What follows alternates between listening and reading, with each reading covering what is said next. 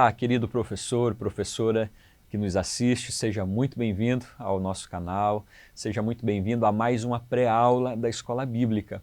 Aula de hoje, aula de número 4, estaremos falando sobre Deus, o agente da espiritualidade cristã. É uma pré-aula e eu estarei aqui dando apenas algumas dicas ou abordando alguns temas que serão importantes que você trabalhe no processo de aula.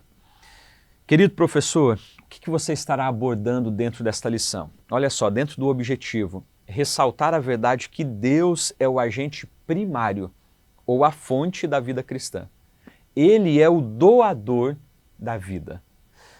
Você vai perceber o seguinte, que ela foi dividida, esta lição, em 3 pontos. Conhecendo aquele que é a vida, da morte para a vida e, por fim, a resposta humana. Então, a ideia aqui é o quê? Você apresentar no primeiro momento Deus sendo aquele que é o gerador, o doador de vida. No tópico 2, você apresentar e mostrar o estado humano, da natureza humana. E, por fim, você finalizar no ponto 3, falando sobre a resposta do homem diante da ação divina. Ok? Então, vamos lá. Dentro do nosso primeiro ponto, conhecendo aquele que é a vida.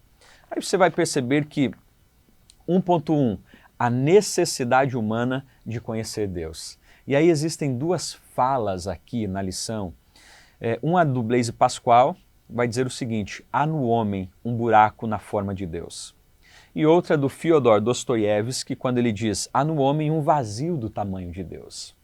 Ou seja, estas 2 falas, elas trazem a realidade de que o homem, ele tem um vazio existencial que jamais será suprido por coisas criadas.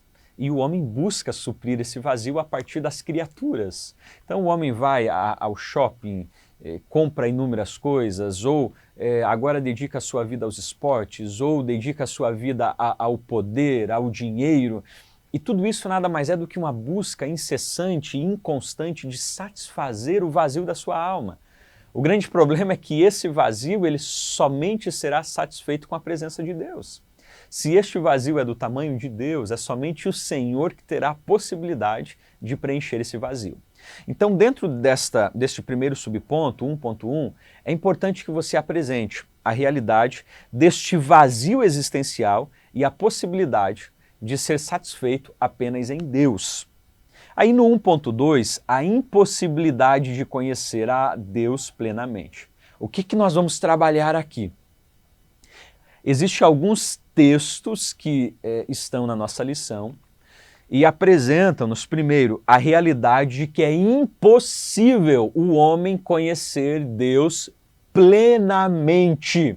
Ou seja, professor, então nós não conhecemos Deus? Não, veja bem, nós conhecemos parte de Deus, parte que Ele revela a nós. Mas nós não conhecemos Deus plenamente e jamais conheceremos-o plenamente. Porque se conhecer Deus plenamente, logo Ele deixou de ser infinito e passou a ser finito. Então Ele não é mais Deus, Ele se tornou um mero homem. Então é impossível conhecer Deus plenamente. Agora, precisamos lembrar o seguinte: é possível conhecê-lo. Tá? Aí você chega no 1.3, o Deus que se revelou ao homem. Ou seja, se no 1.2 você vai abordar a verdade que é impossível nós conhecer Deus plenamente, no 1.3 você vai abordar esta concepção, esta verdade de que podemos conhecer Deus a partir do que Ele se revelou a nós. Então olha só, Colossenses 1:26, o mistério que esteve escondido durante séculos e gerações, mas que agora foi manifestado aos seus santos. Um mistério é um segredo santo, oculto no passado, mas revelado no presente pelo Espírito Santo. Que mistério é esse? Que mistério de Deus é este? Jesus Cristo. Jesus encarnado é o Deus sendo revelado e exposto à humanidade. Então, nas Escrituras Sagradas, nós encontramos a revelação de quem Deus é, a partir do rosto, a partir da imagem, a partir da vida de Cristo Jesus. Então, é importante que você trabalhe isso dentro deste primeiro ponto. A verdade acerca de um Deus que nós não podemos conhecê-lo plenamente, mas que ele se revela a nós. Aí no tópico 2, da morte para a vida, o que vamos trabalhar aqui? O estado pecaminoso do homem e a ação de Deus.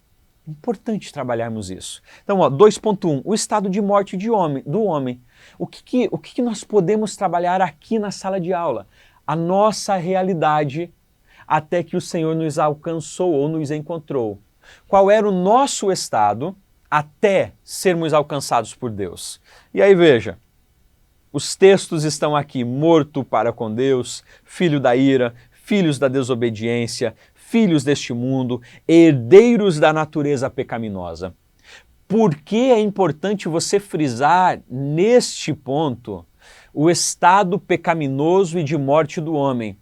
Porque nós precisamos ter essa consciência de que Deus não nos encontrou e nos alcançou porque éramos bons.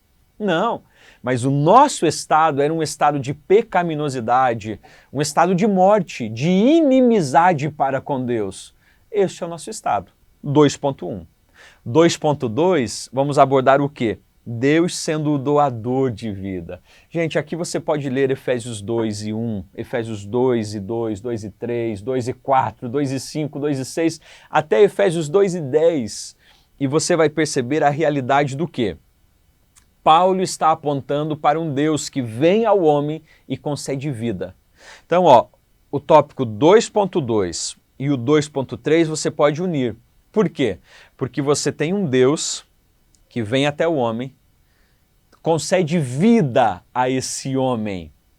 E aí você vai ter as figuras de Deus. Deus, por exemplo, como a palavra geradora de vida, lá de Gênesis 1.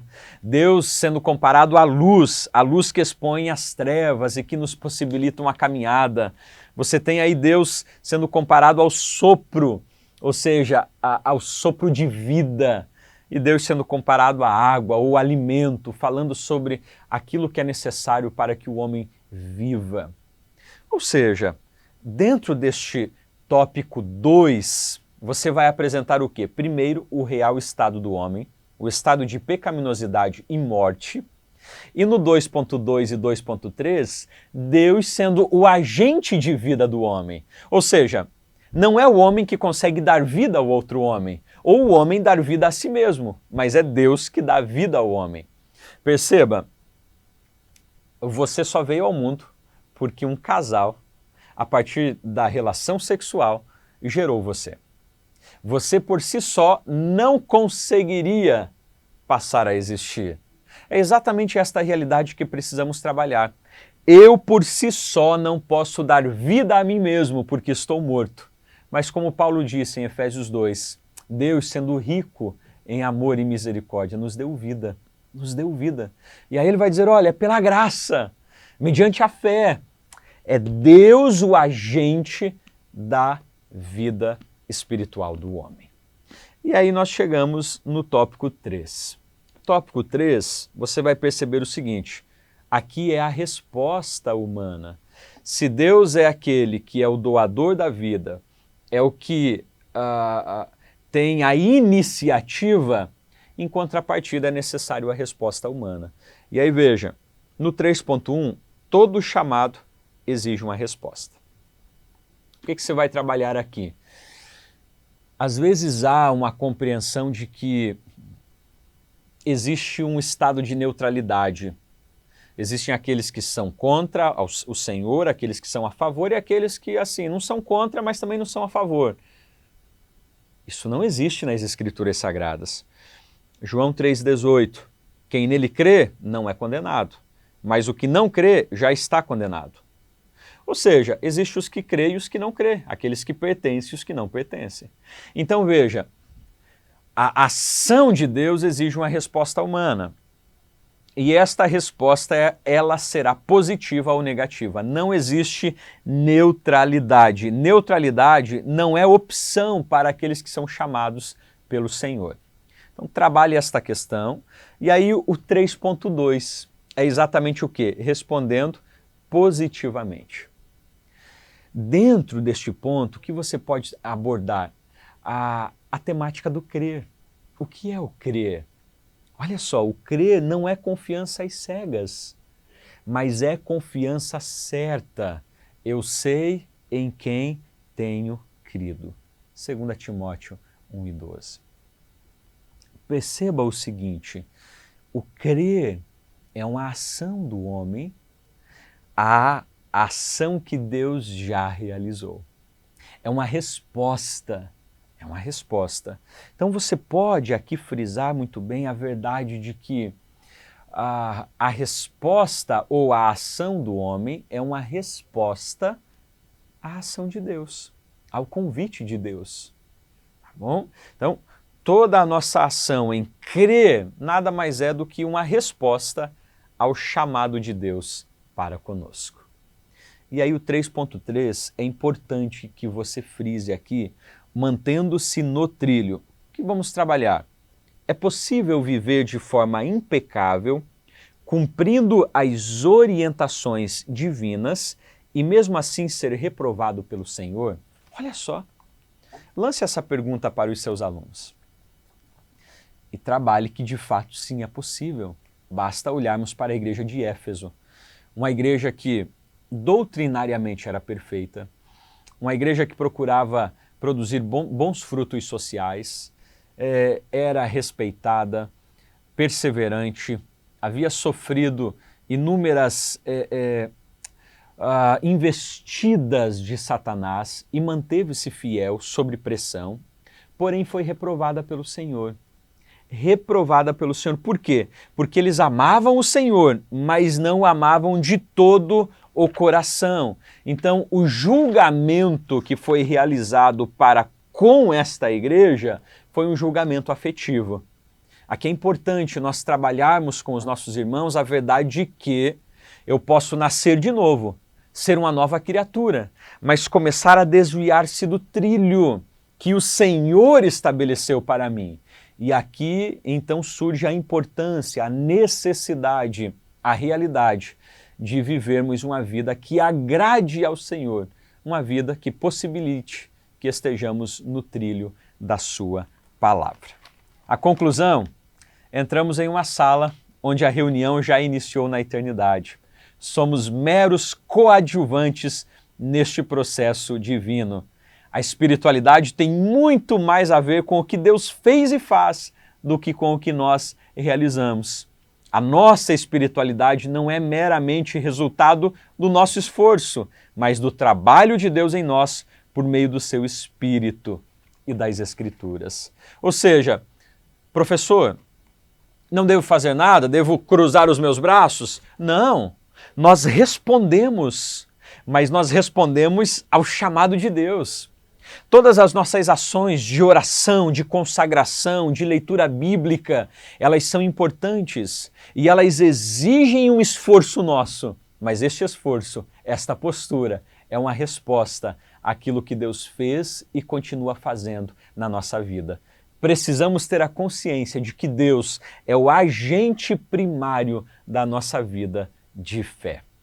Espero que esta aula tenha sido relevante para você, tenha te auxiliado neste processo de elaboração da sua aula.